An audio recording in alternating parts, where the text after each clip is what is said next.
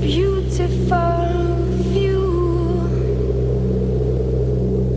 from the top of the mountain. Every morning I walk towards the edge and throw little things up like car parts, bottles and cutlery, or whatever I find lying around. It's become a habit, a way to start the day. I go through this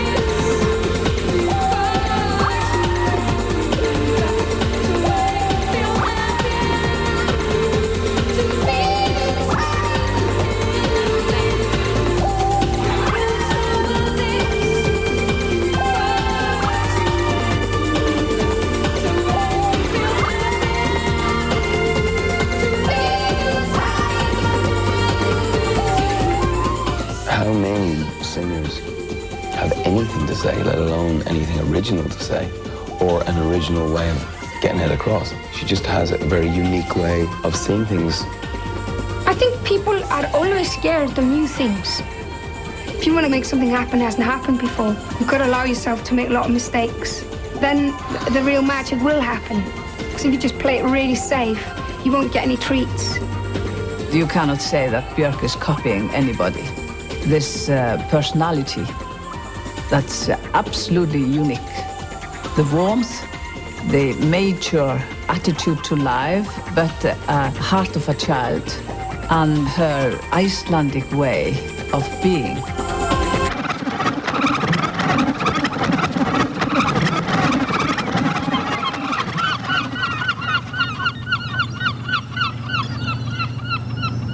I come from Iceland, and this harbour is probably my roots, you know, and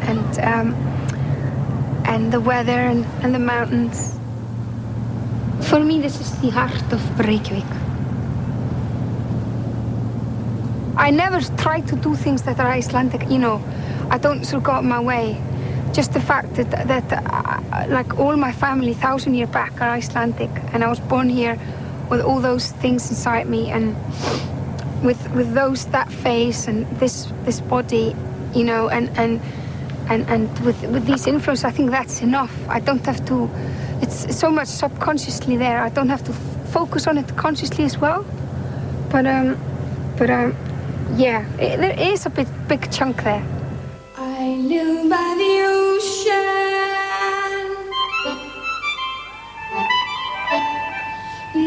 During the night, I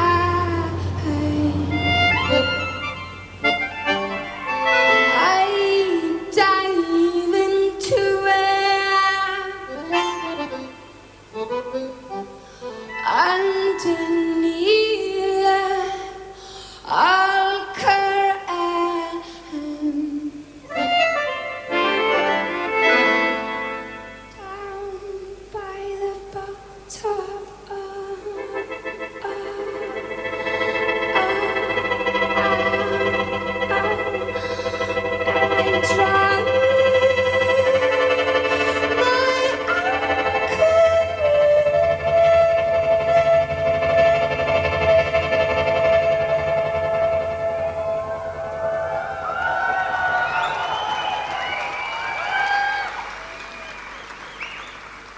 This is where I'm staying.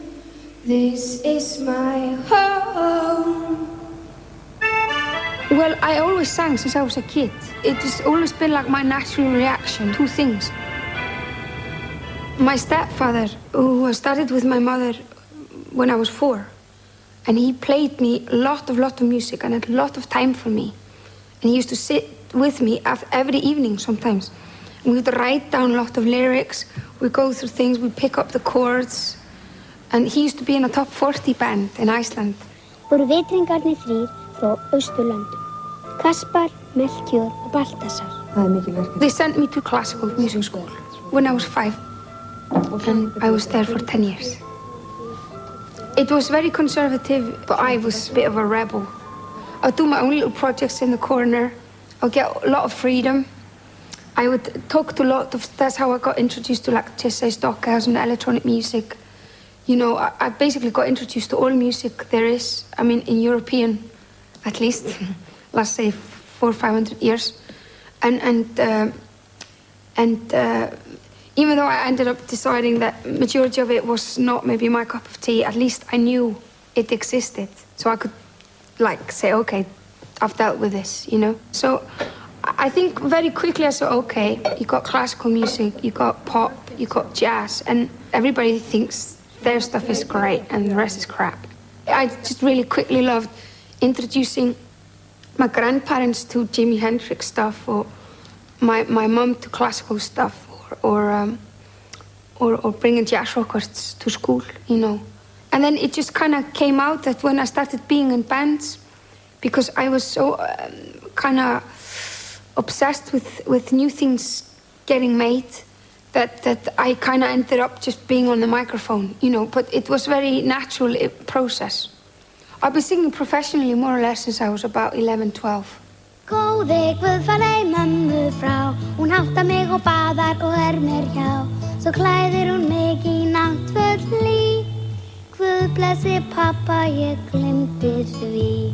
It's a small town where people knew I did gigs, I played flute, I sang, and then this guy wanted to make a children's record. It sold 5,000 copies, which is gold in Iceland. But then they wanted to do, then it came out in the record company, and the record company was like, they wanted to do another one, but I didn't want to. So I said, okay, that's it. Because I felt very awkward. I was doing interviews and all sort of stuff, and people recognized me in the street and my school. I got much more attention than I wanted before I asked for it, where I think a lot of people don't get the attention till long after they want it. So I immediately sorted out in my head that that's not what I want. I want to make music.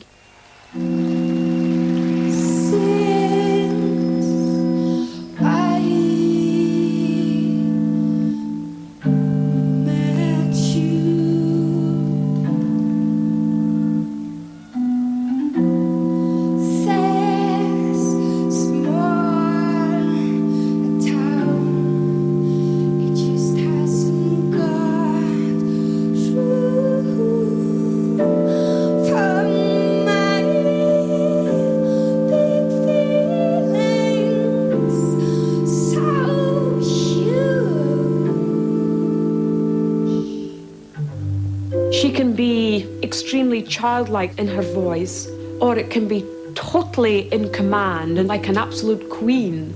This sort of exaggeration of emotions is what really comes through in her voice. I'm violently happy, 'cause I love you. I'm violently happy, but you're not here. I'm violently happy. Come calm me down before I get into trouble.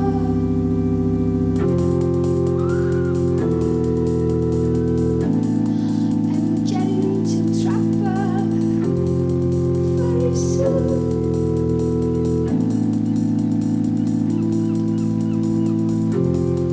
I tiptoed down to the shore. I stand by the ocean, and I make it roar and breathe, and I run back. Ooh.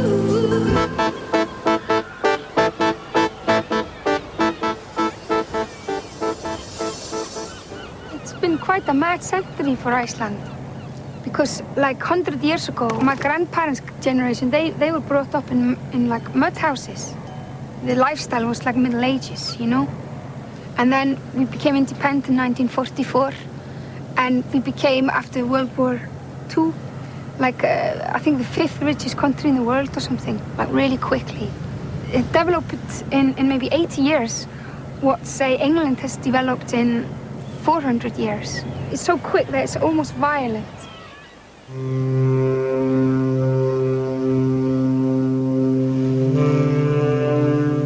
Iceland was a colony for 600 or 700 years, and it was treated very badly by the Danish. And we were not allowed to play music and dance. It was supposed to be an act from the devil or something. And so what we got obsessed with was storytelling. And the sagas, you know, that's all our culture is basically literature, very literature-based. Probably the most important music in Iceland was half talking and half singing, kind of chanting. Freyðrum ganga fuglar frá, flöktan dranga bjarga, sólarvanga syngja hjá, sálma langa og marga.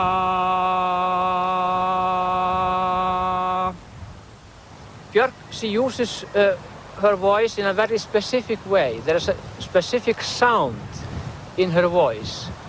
And you can say the same about the voice of the old Icelandic choirmen who were reciting the rímur. It's not a singing voice, not exactly. It's not a speaking voice. It's somewhere in between. While you are away, my heart comes undone, slowly unravels. Like a ball of yarn, the devil collects it with a grin. Our love in a ball of yarn, you never return it. Will you come back? We'll have to make new love. Never return it. When you come back, we'll have to make new love. Never return it. And Jelly Island, you'll never return it. So when you come back, we'll have to make new love. The women of the sagas were very strong, and Björk is one of them. It is said about the Icelanders that they are bold in art. They do not calculate the steps. If I do this today, this will happen tomorrow. They do today what they have to do today. All that's very Icelandic, because we live with this nature and the elements that we have to defy all the time. We are not thinking about it every day, but it forms our character, of course. I think when you come from a place where nature can kill, I mean, you could literally not be here in a week. That sort of makes you humble, and I think it's healthy. It puts you in your place.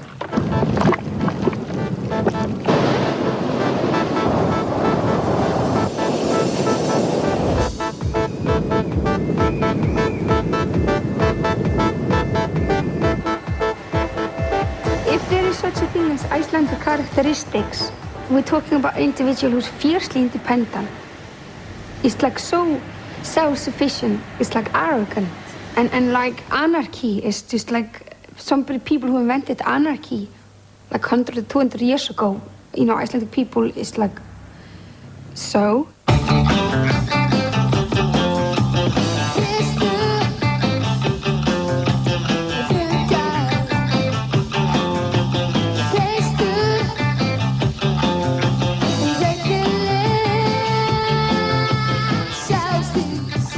The renaissance of Icelandic music was happening in 1780, and so that scene was like, has been called the Icelandic punk scene, because that scene, it was like so much do-it-yourself.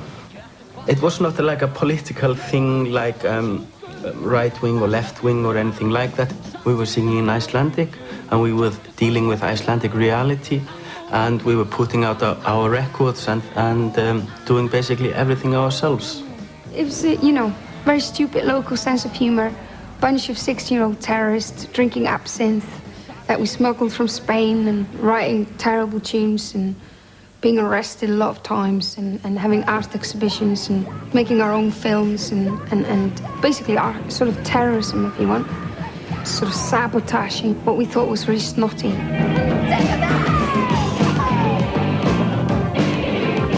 I think the people that ended up forming Cook and the Shoe Cubes, Bad Taste, they were bound to meet, you know, because in such a small town, having the same obsession, basically being terrified of mediocrity. I think that was always been our biggest enemy. Mediocrity, materialism, narrow-mindedness, small town mentality. And we would do anything to break that down.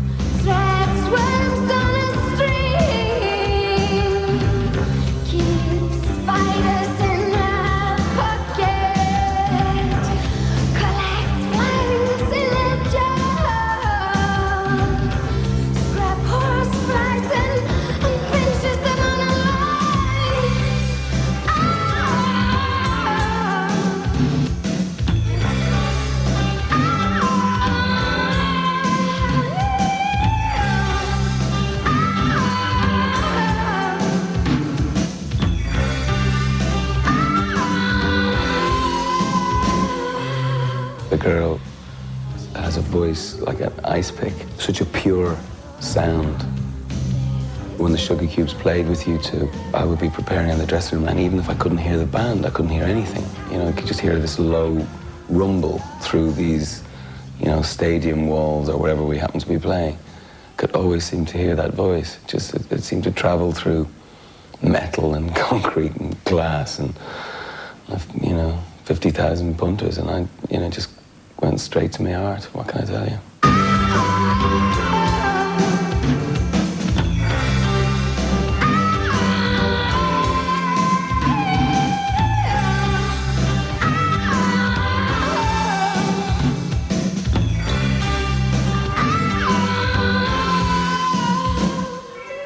There was nothing like it. There was a void in the world of pop music, and suddenly there was a light, and it happened to be us, and we were from Iceland, and we were the Sugar Cubes. Somebody told me that Birthday had been chosen single of the week in Melody Maker, and my response was, oh shit, because I knew it was trouble. And boy, it did prove out to be trouble for us. There was like companies that came here and got offered us 60 trillion billions, and we just told them all, you know, to F-U-C-K off, because we were being terrorists and all that. And that took about 1.5 years that we just kept sending them back. The agenda of the Sugar Cubes was never to become, like, world famous. We were doing this for fun. 2, even 3 of the Sugar Cubes were probably the most promising poets or writers of Iceland's new generation. And they were finding themselves, they hadn't written a letter for 2 years. Because they were doing sound checks in like Texas and Alabama and doing guitar solos, and which is kind of funny. I mean, it is funny, but it's only funny for so long, you know. The trappings of the business, I think, were the end of the Sugar Cubes. We just had enough, and we were all friends, and so instead of spoiling a very good friendship, we destroyed a business relationship. I had been making music like for theater, for film, like pop stuff, jazz stuff, experimental stuff, electronic stuff. Basically try everything, basically work with everybody in Iceland, but always with other people's visions.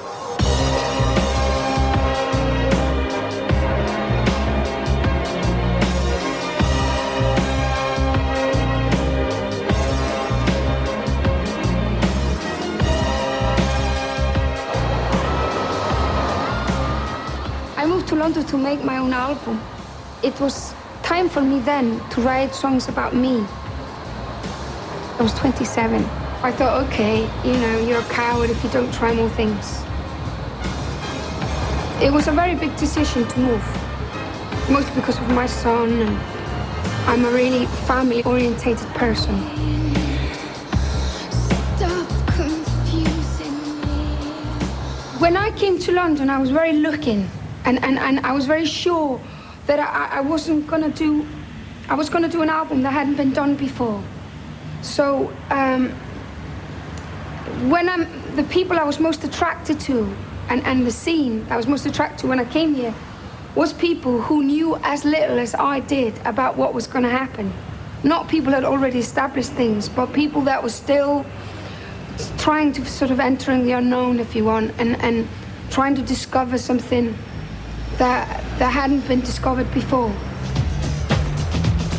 London is gorgeous because it functions as a brewing pot for people from all over the planet on similar missions to me. And if I don't talk to them regularly and I don't see them play regularly, I just go mad. You know, in Iceland I was very much the odd one out, you see. I just need to know that I'm not the only one. And the people that ended up in my band without me planning it so were like one person from Iran, one from India, one from Turkey, one from Cyprus, one from Barbados. It's a bit like Immigrants United. For me, the whole Britpop thing and the Oasis thing and the whole guitar thing is this kind of British scare of losing Britishness and the immigrants taking over in that. English people like the Britpop scene, they just seem to repeating and trying to sort of hold the Victorian flag alive, but it's just, you know, dead, you know. And it don't seem to be doing anything fertile. Nostalgia is the order of the day for the most here. Except in dance culture and club culture, people are looking to the future, which is, I think, why BJORK was attracted to that.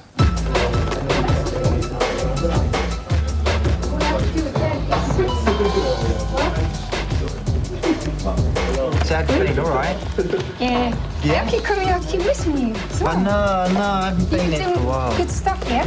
Yeah, one's excellent, like really good underground minimal techno with some really mad lock grooves on it as well, but kind of like sort of 80s disco sort of stuff it sounds like. But this is one from Germany, which is the guy's called Dynamo, which is really, really cool. It's kind of like on that Herbert sort of tip, which is really good.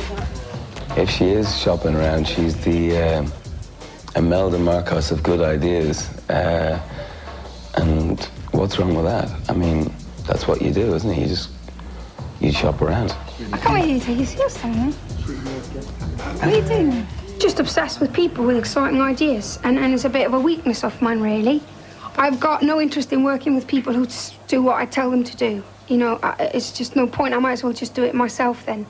So I'd much rather work with people who are just as strong as me and preferably stronger. And so it's like I give 9 billion and they give 9 billion or whatever, and that's the kick. She is able to hold on to her identity, to her own style, no matter who she collaborates with. And a lot of the musical combinations that she has have never been done before.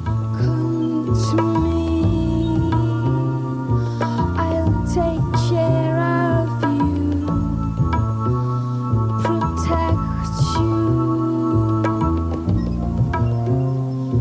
Calm down, you're exhausted. Come lie down, you don't have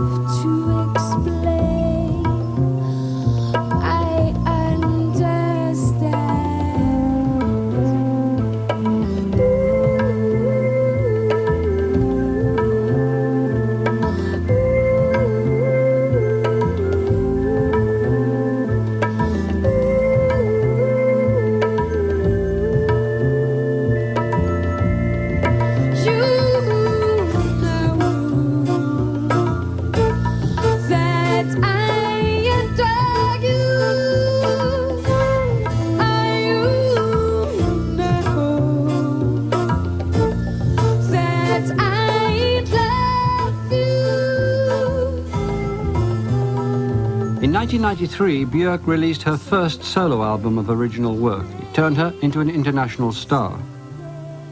She followed with a second album in 1995, and then, after 4 years in the limelight, the pressure got too much. She vented her feelings on a journalist at Bangkok airport. I had all these songs inside me, and the only way to get them out of my system was to put me in extreme danger. I think you can only do that for so long. So I did that for 4 years, and then it just exploded.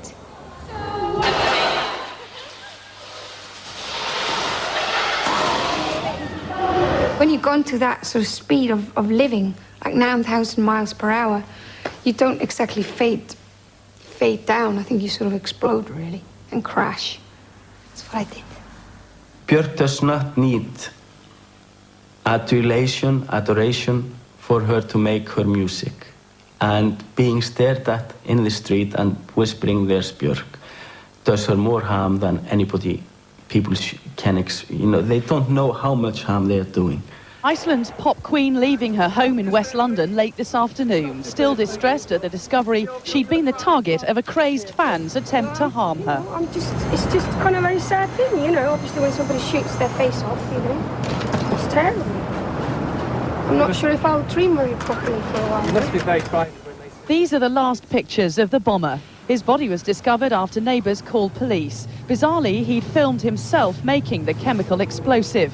People shouldn't take me too literally and get involved in my personal life. I make music for people, you see. Basically, the bomb got sent to my house and I moved away from London and freaked out in Spain. And then I realised it was just kind of one guy who did that, really. You can't blame that on a nation, can you? You know? But it doesn't matter. When that happens to you, it doesn't matter what people say to you. There's no logic. It's just when you've gone through that experience, you just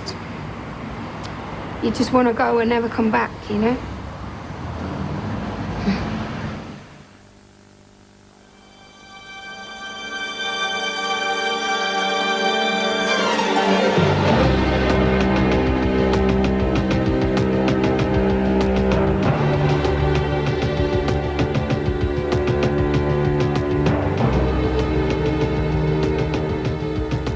For much of the past year, Björk has been living in southern Spain, where she recorded her third solo album.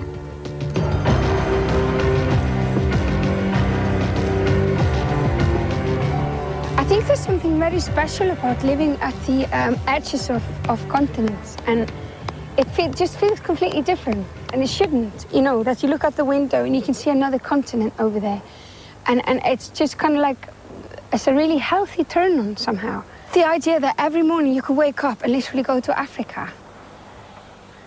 When I lived by the ocean there, I used to wake up every morning and have to walk for like an hour and like cross. And then I felt like I was in Spain. And then I could work. And I wake up the morning after and I hadn't just grasped the idea. So I had to do that for a month. And then I moved up here to the mountain.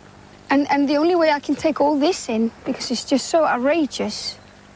And I keep just thinking I'm just looking at a backdrop or something, and it's just like, you're gonna pull the curtains in a sec.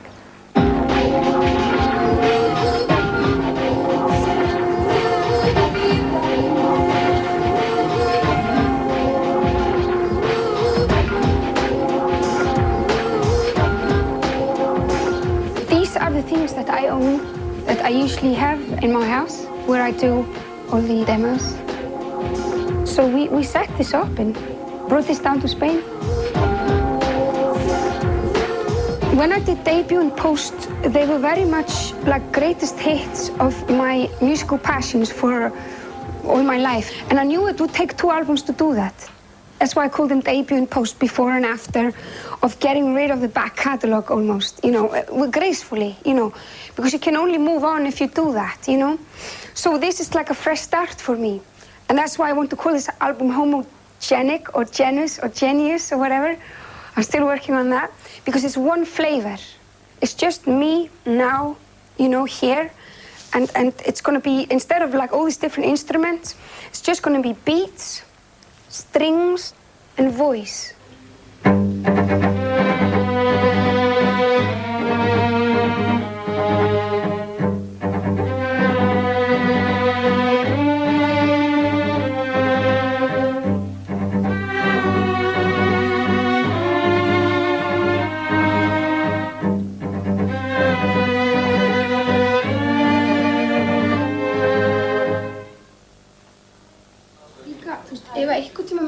í taugarnar á okkur, Já.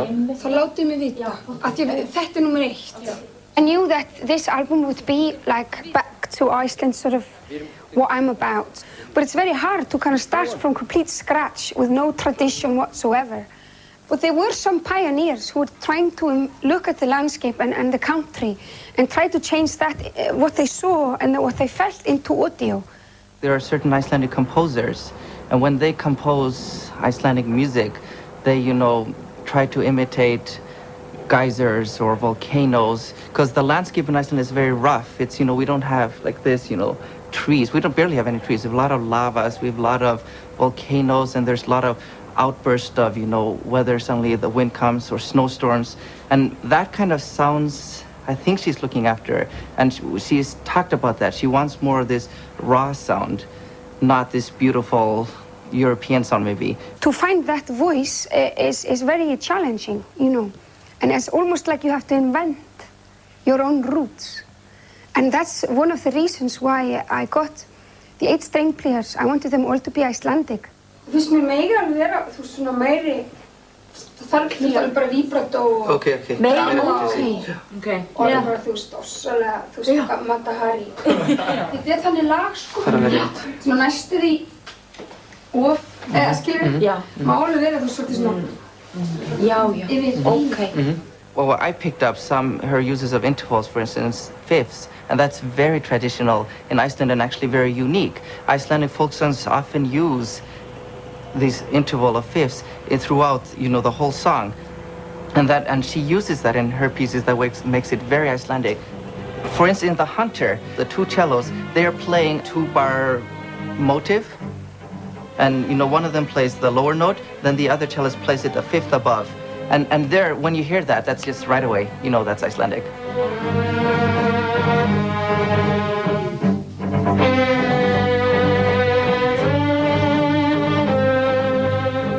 I wrote a song called Hunter, and it's based on what my grandmother told me on Christmas about 2 different types of birds who are birds that always have the same nest all their lives, like swans, and they always have the same partners all life.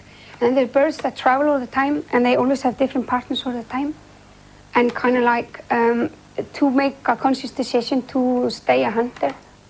It kind of ended up being a little bit of a bolero, I guess. Maybe because it's Spain. That's the only song with the string arrangement I asked Deodato to do completely. One of the notes that we discussed maybe trying a figure such as a bolero, you know, Ravel's bolero. In the course of the recording, we decided to exaggerate certain aspects of the string parts by having the strings doing sliding notes and kind of sluggish and slurring. It's so lovely, one person could do a solo on top. One person could do a solo on top.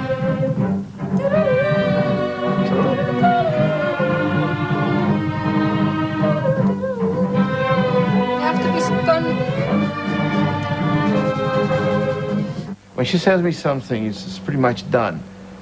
What I understand, and that I was correct in understanding it that way, is that she really wants a color. She really wants the humanizing factor into tracks that are basically, how do you say, sequenced using different sounds or using electronic sounds. It's good also if we put one take down and have that as well. We come tomorrow and we can listen to it. Okay. Yes. And then we know what to fix, Absolutely. if that works or not. But at least we put it down tonight.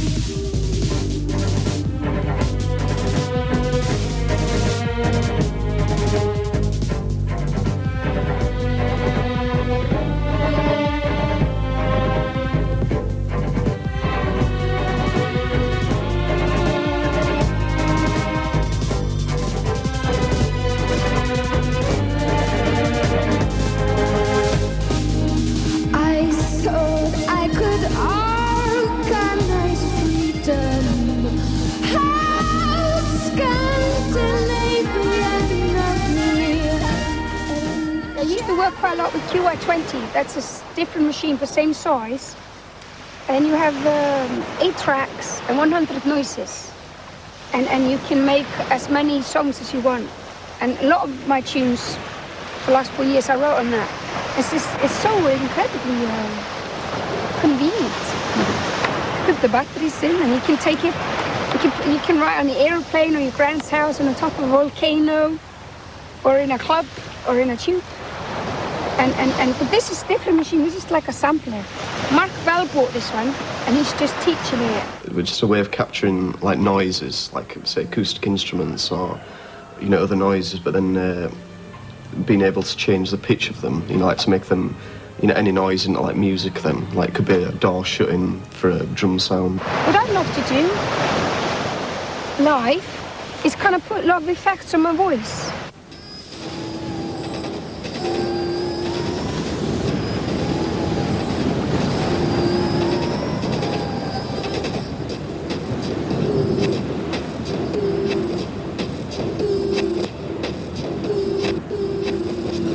I made a conscious choice that the beats for this album will be very simple, almost naive, but still very natural, but very explosive. Like they're still in the making, which for me is very much Iceland. And we would collect very slowly over a period of almost a year, a library of noises.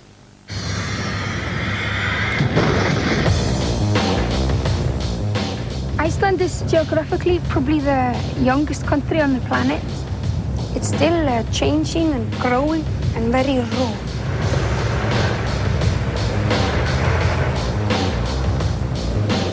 A lot of the eruptions, at least a few hundred years ago, then the lava was very thin and went over a big area very quickly.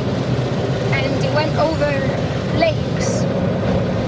And steam broke through because of the pressure, through the new lava. And they made little hills.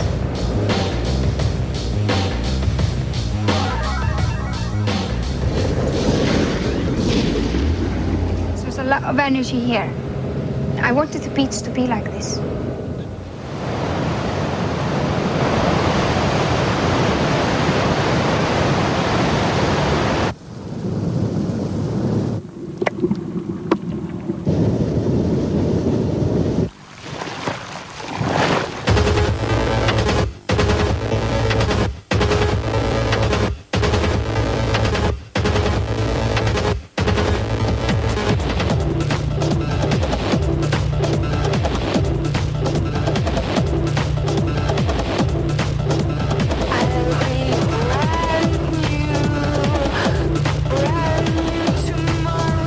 Obsessed with electricity. My dad's an electrician, and my grandfather too.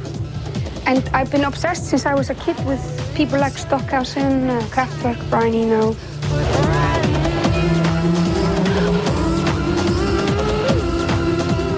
Electricity has always existed, and it's not just a phenomenon of this century. And it's always been in thunder and lightnings, and in Iceland the Thorshammer, And acupuncture has been around for 1,000 or 2,000 years. Electricity and equipment are just tools. Instead of wood or leather or metal and all these things that we so far made music out of, stroking a string, we're using electricity and to make for the ear. For me, that is probably what I would call techno.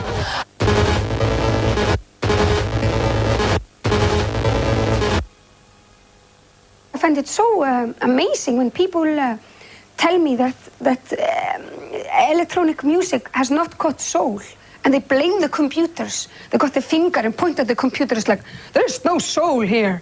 It's like, you can't blame the computer. If there's not soul in the music, it's because nobody put it there. And it's not the tool's fault.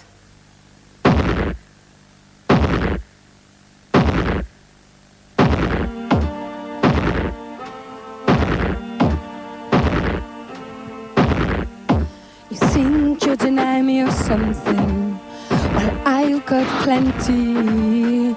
You're the one who's missing out, but you won't notice until after 5 years. If you live that long, you'll wake up all loveless.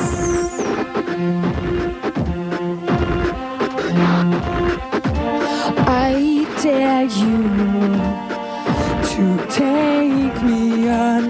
I dare you to show me your pulse.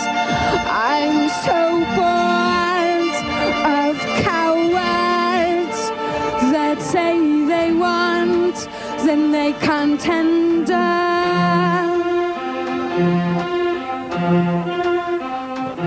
There is like a purpose behind it where the drums are really hard and then the voice is beautiful. It's just like the contrast. For something to be beautiful, something's got to be, you know, ugly. If everything's beautiful, then, you know, nothing's beautiful. You can't handle love, baby. You can't handle love. Oh, it's obvious you can't handle. I dare you.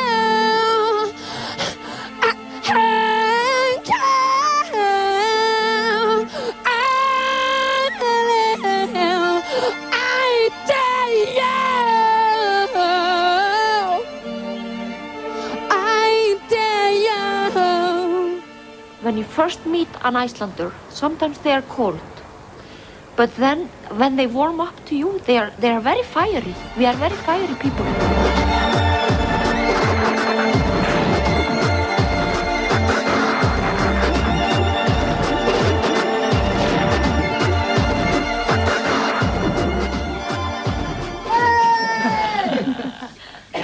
Anita! You are in all these different moods through 1 week.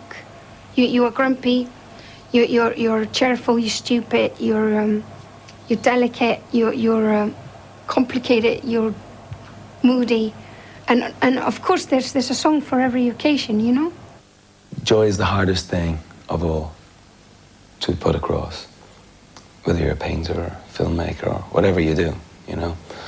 And it's easy to paint with black. It's easy to be angry, but the ecstasy, you know, in her voice is unusual. When I lost my cards, you deal me another hand.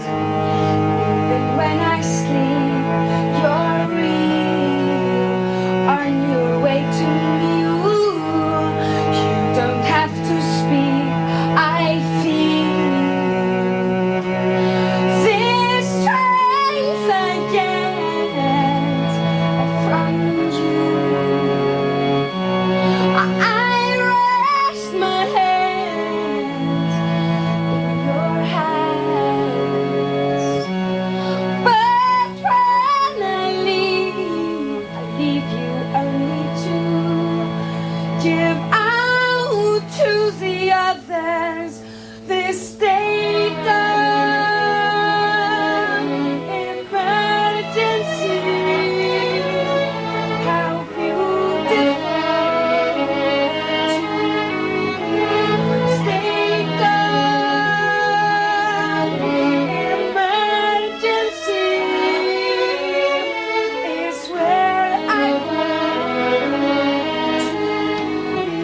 Most of my work I do in my head, just when I'm doing other things.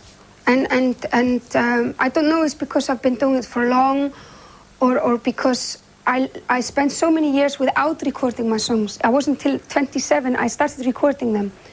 That I naturally become quite organized in my head, and I got all these different sections and little cupboards and drawers. And I start that idea and I put it in a drawer, and I can come back to it a year later and it will still be there. So I walk in a room and it looks like I'm starting a song, but it's actually, in a way, I've maybe been working on it for a year. Er þetta ekki miklu betra? Miklu, já. Við getum farið ennþá lengra. Okay. Þetta alveg bara svona sound of music. Já, ok. Þú veist, alveg bara svona væg. I write about one song a month. And it's usually just the theme of that month, like the soundtrack to that month in my life. This is the lyric to a song about my best mate, Yoga. But all the other pages, there's absolutely no way I'll open for you, whatever you offer me, because that's so private, it's scary. And I've got a beautiful secret code, which is called Icelandic. So you guys will never find out what it says in this.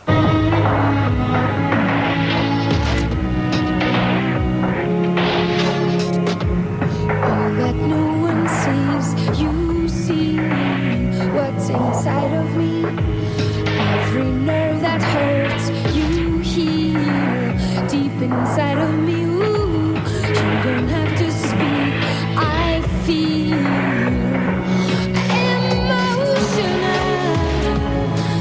landscapes, they pass on me, I confuse.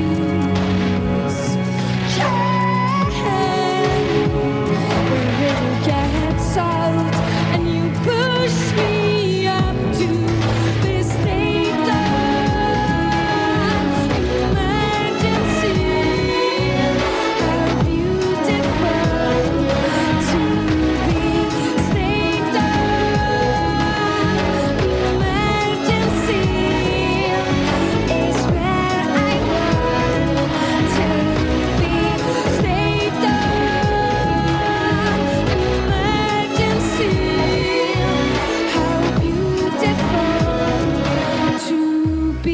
Number 1, 2, 3, 4, and 5, and all the way up to 73, I'm a pop musician, and I'm making music for everyone, not for VIP or educated people or something like that. So I want to make that.